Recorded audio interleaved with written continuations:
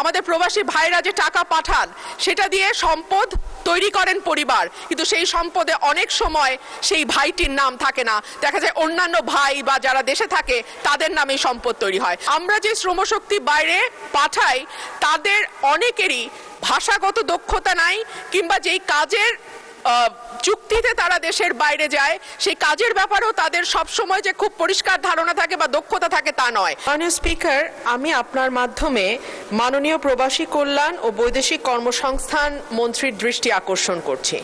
মাননীয় স্পিকার, বাংলাদেশের অর্থনীতি যে ভিত্তির উপর দাঁড়িয়ে আছে তার একটা হচ্ছে রেমিটেন্স, এবং সম্ভবত রেমিটেন্স হচ্ছে বাংলাদেশের অর্থনীতির ভিত্তির সবচেয়ে শক্তিশালী একটা ভিত। এই দেশে প্রায় 1 কোটির ওপরে মানুষ দেশের বাইরে কাজ করে, এবং যেটা আন্তর্জাতিক অভিবাসন উৎস দেশ হিসেবে বাংলাদেশকে বিশ্বের ষষ্ঠ বৃহত্তম দেশে পরিণত করেছে। 2025-26 অর্থ বছরে বৈধ পথে বাংলাদেশের রেমিটেন্স এসেছে $35.56 বিলিয়ন, এবং এত বেশি বৈদেশিক মুদ্রা আমাদের আমদানি থেকেও আসে নাই, কিংবা আমাদের যে অন্যান্য যে জিনিসগুলো আমরা রপ্তানি করি, গার্মেন্টস সহ অন্যান্য যে বিষয়গুলো রপ্তানি করি, সেখান থেকেও কিন্তু আমাদের এত বিপুল পরিমাণ অর্থ আমরা জোগাড় করতে পারি নাই। ওয়ার্ল্ড ব্যাংকের হিসাবে বাংলাদেশ বিশ্বের 8ম বৃহত্তম রেমিটেন্স গ্রহণকারী দেশ, এবং আমাদের রিজার্ভ বলেন, আমাদের গ্রামীণ অর্থনীতি বলেন, আমাদের আমদানি ব্যয় মেটানোর মূল উৎস বলেন, কিংবা আমাদের লাখো পরিবারের যেই উপার্জনের উৎস, সেটা কিন্তু আমাদের এই প্রবাসী ভাইয়েরা, এবং সবকিছু নির্ভর করছে যে আমাদের রেমিটেন্স যোদ্ধারা কি পরিমাণ অর্থ বাংলাদেশে পাঠায় তার উপরে। কিন্তু রেমিটেন্সের আড়ালে একটা বিরাট মানবিক মূল্য আমাদেরকে দিতে হয় মাননীয় স্পিকার, যেটা আমাদের নজরে সব সময় আসে না।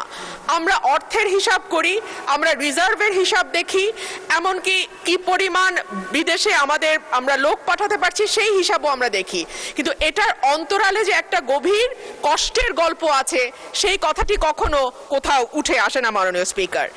সোশ্যাল কস্ট অফ মাইগ্রেশন, যেটাকে আমরা বলতে পারি সুযোগ এবং ত্যাগের গল্প একই সঙ্গে।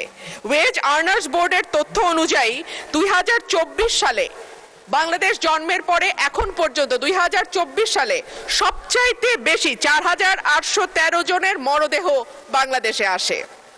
এছাড়াও 15 থেকে 24 পর্যন্ত 38,000 মরদেহ বাংলাদেশে এসছে। লক্ষণীয় বিষয় হচ্ছে এদের বেশিরভাগেরই বয়স 40-এর নিচে, এবং 40-এর নিচে যাদের বয়স মাননীয় স্পিকার, খুব স্বাভাবিকভাবেই তাদের কোনো কোমরবিডিটি থাকার কথা নয়, কিন্তু তারপরেও বৈরী পরিবেশে ঘন্টার পর ঘন্টা পরিশ্রম করা, দেশের সঙ্গে দীর্ঘদিন তাদের ফিজিক্যাল যোগাযোগ যেটাকে বলে সেটাতে বিচ্ছিন্ন থাকা, দুশ্চিন্তা, পরিবার থেকে দূরে থাকা, এবং ভীষণ রকম পরিশ্রম এবং অস্বাস্থ্যকর পরিবেশে দিনের পর দিন থাকবার কারণে এত বড় সংখ্যক মরদেহ প্রতি বছর বাংলাদেশে বিদেশের মাটি থেকে আসে। অভিবাসনের প্রকৃত মূল্য, আমি যে কথাটি বলছিলাম যে কেবলমাত্র সংখ্যা বা জীবন দিয়ে যদি আমরা হিসাব করি তাহলে হবে না, এর সঙ্গে যুক্ত হয়ে আছে আমাদের সামাজিক নানান রকম ঘটনাও। দূরত্ব, যেটা দীর্ঘদিন দেশের বাইরে থাকা, তৈরি করে পরিবারের সাথে দূরত্ব। এমনও ভাইয়ের গল্প আমরা জানি মাননীয় স্পিকার, যে হয়তো তার সন্তানটিকে 1 বছরের রেখে গিয়েছিল, কিন্তু যখন ফিরে এসছে তার সন্তান কিশোর বয়সে গেছে। বাবা সন্তানকে ঠিকমতো চেনে না, সন্তানও বাবাকে চেনে না। যেটুকু কথা তাদের মধ্যে হয় সেটা হয়তো মোবাইল টেলিফোনে, কিংবা সেটা হয়তো ভিডিও কলের মাধ্যমে হয়। বাবা মার মৃত্যু হয় দেশে, সন্তান খবর পায় না। অনেক সময় আমরা জানি আমাদের প্রবাসী ভাইরা যে টাকা পাঠান সেটা দিয়ে সম্পদ তৈরি করেন পরিবার, কিন্তু সেই সম্পদে অনেক সময় সেই ভাইটির নাম থাকে না, দেখা যায় অন্যান্য ভাই বা যারা দেশে থাকে তাদের নামে সম্পদ তৈরি হয়। অর্থাৎ নানান ভাবে নানান রকম সমস্যার মধ্যে দিয়ে আমাদের প্রবাসী ভাইরা দেশের বাইরে কাজ করেন, কিন্তু তাদের এই শ্রম এবং ঘামেই বাংলাদেশের অর্থনীতি টিকে আছে।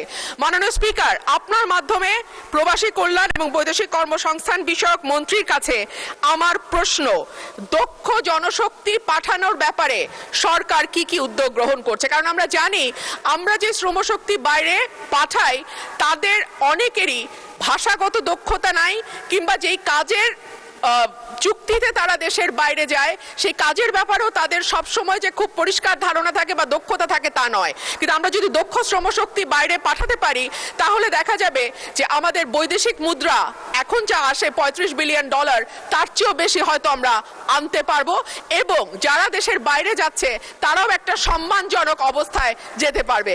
মাননীয় স্পিকার, আপনার মাধ্যমে মাননীয় মন্ত্রীর কাছে আমার প্রশ্ন। ধন্যবাদ মাননীয় স্পিকার।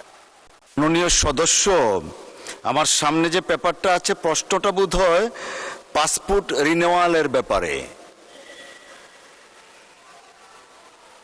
না। আপনি মূল প্রশ্নটা আগে করেন, because he took the preparation for this one. পরবর্তীতে অন্য একটা প্রশ্ন করলে আপনি ওদিকে যেতে পারেন। মূল প্রশ্নে একটু দয়া করে আসেন প্লিজ। Thank you. আপনার মাধ্যমে প্রবাসী কল্যাণ ও বৈদেশিক কর্মসংস্থান মন্ত্রীর কাছে আমার প্রশ্ন। বাংলাদেশের লক্ষ লক্ষ প্রবাসী দেশের অর্থনীতিতে গুরুত্বপূর্ণ অবদান রেখে চলেছেন। তাদের পাঠানো বৈদেশিক রেমিটেন্স দেশের অর্থনৈতিক অগ্রগতির অন্যতম চালিকা শক্তি।